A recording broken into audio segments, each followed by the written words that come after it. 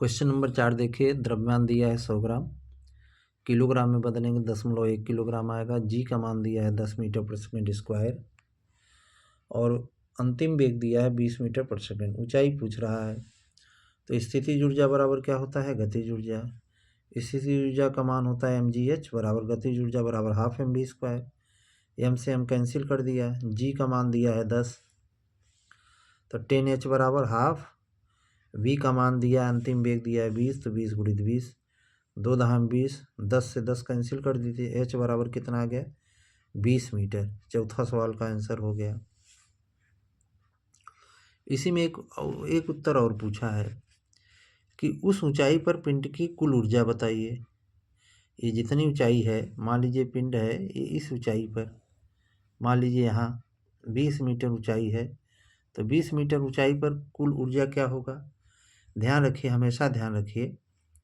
देखिए इस ऊंचाई पर, ऊंचाई अगर बढ़ रहा है तो स्थितिज ऊर्जा का मान बढ़ेगा, और इस ऊंचाई पर गति वेग क्या हो जाएगा? अंतिम वेग 0 होगा।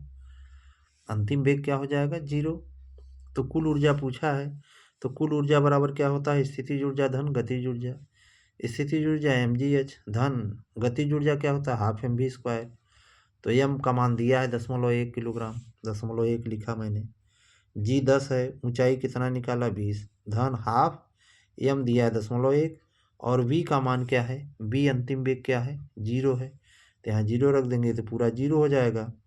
इसको हल करेंगे तो 20 आएगा, 20 जूल होगा। अंतिम ऊंचाई पर अर्थात 20 मीटर ऊंचाई पर, 20 मीटर ऊंचाई पर कुल ऊर्जा कितना हो जाएगा? 20 जूल।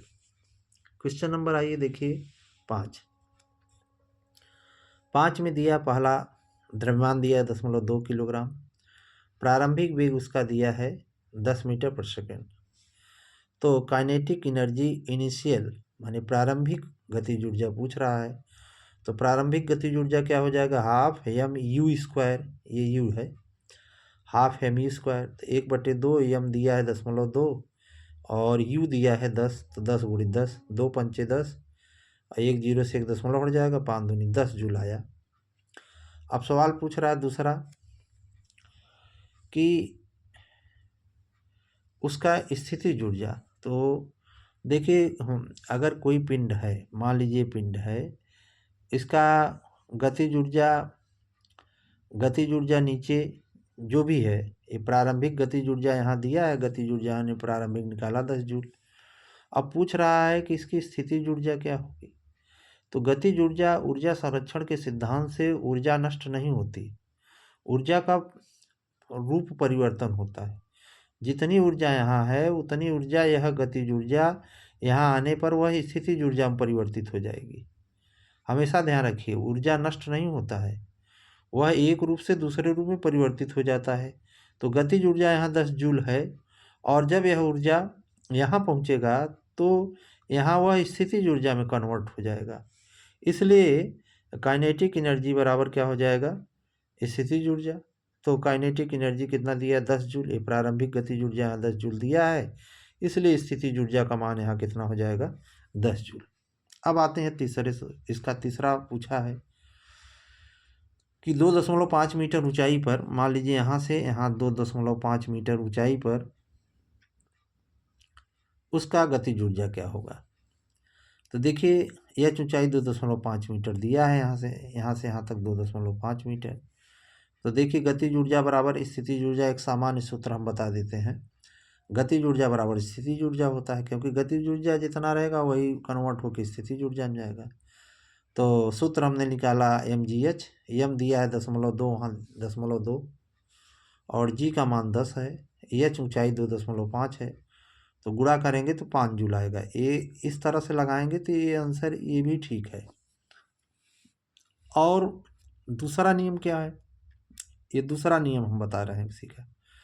तो दूसरा नियम देखिए, यहाँ हम पहले चलेंगे, यहाँ काइनेटिक एनर्जी, यहाँ स्थित गतिज ऊर्जा, कुल ऊर्जा यहाँ निकालेंगे, तो कुल ऊर्जा बराबर गतिज ऊर्जा धन स्थितिज ऊर्जा प्रारंभिक स्थान पर। तो प्रारंभिक स्थान पर काइनेटिक इनिशियल, और ये स्थितिज ऊर्जा, तो काइनेटिक एनर्जी कितना है? 10 है। स्थितिज ऊर्जा यहाँ क्या होगा? चूँकि ऊंचाई h बराबर क्या होगा 0, तो स्थितिज ऊर्जा यहाँ 0 हो जाएगा। बराबर क्या होगा, बराबर जो यहाँ कुल ऊर्जा है वही कुल ऊर्जा यहाँ आएगी 2.5 मीटर पर। तो यहाँ गतिज ऊर्जा, काइनेटिक एनर्जी फाइनल, तो काइनेटिक एनर्जी फाइनल और यहाँ स्थितिज ऊर्जा धन स्थितिज ऊर्जा। तो हमको काइनेटिक एनर्जी फाइनल निकालना है, अंतिम गतिज ऊर्जा निकालना है। तो इसको रहने दिया, इसके स्थान पे mgh लिख दिया। m का मान 0.2, g का मान 10 और h का मान 2.5 दिया है। तो ये गुणा करेंगे तो 5 आएगा, इसको पंचांतर करिए तो 10 - 5 हो जाएगा बराबर 5 जूल। तो गतिज ऊर्जा कितना आ गया 5 जूल। चाहे इसको लगाइए और चाहे इसको लगाइए, दोनों सही है।